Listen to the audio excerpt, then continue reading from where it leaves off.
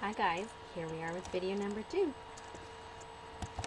Okay, so we just finished talking about how we can divide up the life cycle of most marine animals, those that have a planktonic larval stage, into 5 main categories. There's reproduction, planktonic larvae, settlement, post-settlement processes, and the adult life, which we won't really talk about. So right now we're going to focus on reproduction, which includes the production of gametes after sexual maturity, and then either internal or external fertilization. If there's internal fertilization, then larvae are produced and released to the plankton. If there's external fertilization, then gametes are released to the plankton, and fertilization occurs in the water column, in the plankton. So, marine fishes, invertebrates, algae all use a ton of different reproduction strategies, and we're really going to focus on the fishes and the invertebrates. Algae are cool, but not my favorite thing, but fishes and invertebrates, super cool. So here's a few of the organisms we're going to be talking about. Corals and polychaetes and nudibranchs and parrotfishes and clownfishes. Okay, so some organisms are able to do asexual reproduction. We'll just touch on that really quickly. These organisms primarily do sexual reproduction. I'm going to focus on that. And you can categorize sexual reproduction in a bunch of different ways. You can categorize it by frequency, whether it's semelparous or heteroparous, by system, whether it's gonochoric or hermaphroditic, and by reproductive mode, whether they're doing brooding or broadcast spawning. Too many burrs there. Anyway, so now let's talk about what each of those is.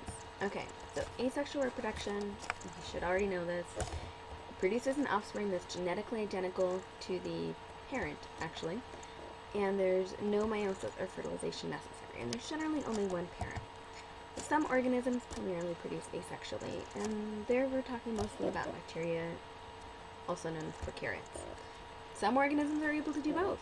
For example, corals are able to do at least 3 different asexual reproductive strategies, as well as a variety of sexual reproductive strategies, and sometimes in the same species.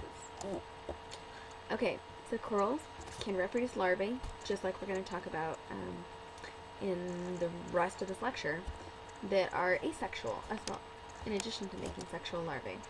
They can also do something called budding, which is when they have a polyp, that polyp can just develop another polyp off to the side that's split, and that's how corals actually grow a whole colony, is this form of asexual splitting. It's very similar to when bacteria do asexual reproduction. They can also do fragmentation. So this particularly happens in branching corals, like this Acropora cervicornis, which is the endangered staghorn coral in the Caribbean. One of 2 endangered species there. And this branching coral is a really good competitor, but it doesn't stand up to storms and heavy waves and stuff very well. So if a branch of it falls off, that branch can actually grow a whole new coral. And this is really important for restoration of the species, actually. That's exactly what they do. They break off a fragment and then grow it to grow a whole new coral, as you can see in this photo here. Okay, now we'll go into sexual reproduction, which is most of what we're going to be talking about. Just briefly, you already know semelparous means a single reproductive effort, like salmon, that mostly reproduce once and then die. Several marine organisms and groups do this.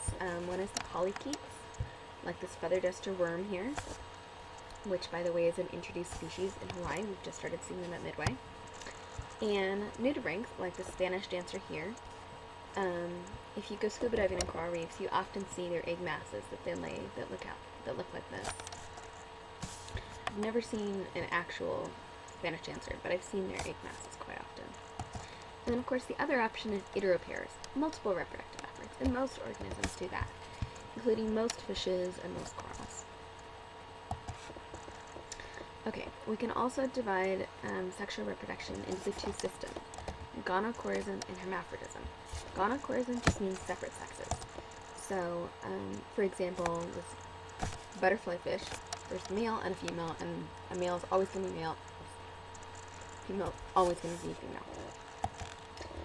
Hermaphrodism is being male and female at the same time. Well, the same individual being male and female. So you can be simultaneous hermaphrodite, which means male and female at the same time. And nudibranchs generally do that, like the Spanish dancer that we talked about. However, not too many fish are simultaneous hermaphrodites, and this is an example of one. It's called the tripod fish. And simultaneous hermaphrodism tends to be most common among deep-sea fish, like this tripod fish, because it's hard with no light and relatively few fish to find another individual of your same species, so if necessary, that way you might be able to reproduce without finding a mate, or if you do find a mate, you can both grow young. You're both part female, part male. Okay. There's also sequential hermaphrodism, which is a lot more common in fish. Either being male first or female first. Protogeny is female first, so the wrasses and the parrotfishes are both female first. So here you can see this, there we go, a female spectacled parrotfish, which is a species that we see at Midway all the time, and this male spectacled parrotfish. So they look really pretty different. The males are usually more flashy, and if there are no males in the area, then a female will step up and become a male. Protandry means male first, and then possibly becoming female later. And that's actually what anemone fish, like clownfish, are. So when they get big enough, they might switch and become a female. So what does that mean about Nemo and Marlin? Because, sorry, but I love Finding Nemo, so think about it. Nemo here, male first, that makes sense, he's a boy, perfect. But later on in his life, he's going to become a female. Marlin, he loses his wife in Finding Nemo. So, shouldn't he become female? Oh boy, that completely messes up the storyline. Let's keep going. Okay, so why would these different sexual reproduction systems evolve? What would be the benefit to them? Okay, so we can graph how reproductive success, either the number of eggs produced or the number of eggs fertilized, changes over the size of an organism. So these red lines here are for females. In pretty much every kind of fish, and most invertebrates as well, the number of eggs produced by female increases with her size. Basically because one, she can hold more eggs in her body, and two, she just has more excess energy that she can put into reproduction. What's more interesting is what happens to the males. So, one possibility is that males follow the same pattern. Their number of eggs fertilized, their reproductive success, increases with size. And that tends to happen if one species is monogamous, so the male and female pair up when they're both small and grow together, and so therefore their reproductive success increases with size. Or two, if you're getting simultaneous spawning, so there's lots of males and females spawning together, and so basically a male is going to get the most reproductive success if he can produce the most sperm. In order to produce the most sperm, again, he has to be a big fish. So the bigger they get, the more sperm they produce, the more reproductive success they have. But only in those two situations can they follow this pattern. So in this situation, where you're monogamous or simultaneous spawning, and your reproductive success increases with size for both females and males, there's really no point to switching sex. You might as well stay male or stay female the entire time. So in this case, there's no selection for sex change, and you tend to see gonochoric individuals. So if they're monogamous, like our butterfly fish, which you pretty much always see in a pair, they're always together, or if they do simultaneous spawning, like this Nassau grouper, and we'll see a video of them doing spawning aggregation in a couple minutes, then they tend to be gonochoric. There's no reason for them to change sex. However, sometimes only few of the biggest males are able to reproduce. And so you see a graph like this, where males really aren't able to fertilize eggs until they get a lot bigger. And in this case, is because of the reproductive systems, of the behavior of the fish. The females will only mate with the largest fish because they're, well, I don't want to anthropomorphize, but if males only have reproductive success when they're bigger, then what the heck? They might as well be female down here, right? So that tends to happen, as I said, when large males are monopolizing the breeding. And this has selection for protogeny, for being female first, like in the parrotfishes. However, if it really doesn't matter to the male how big they are, they still get the same reproductive success for whatever reason. Maybe it's just completely random mating.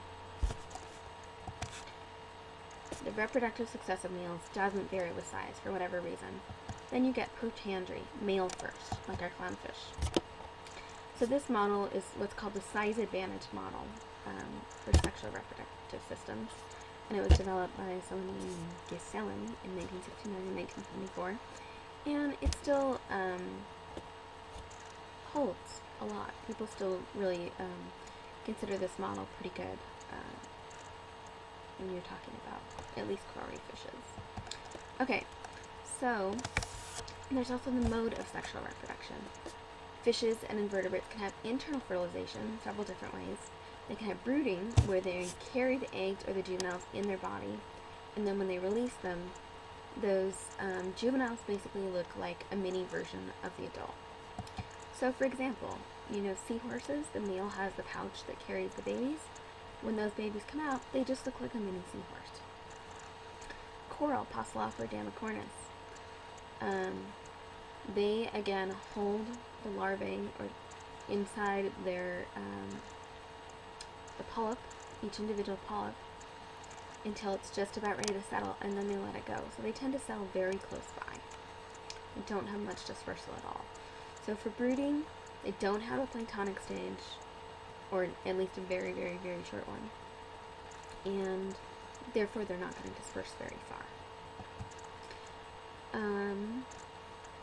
Some organisms also lay their egg mass on the bottom. So I talked about the Spanish dancer that does that. You just lay this egg mass on the bottom, and eventually, you know, the juveniles will hatch. Clownfish also lay a nest on the bottom, and lay their eggs on the bottom, which actually they got right in funny, you know. You can also have internal fertilization, and just the female releases the larvae, have a planktonic larvae phase, just like if there's external fertilization.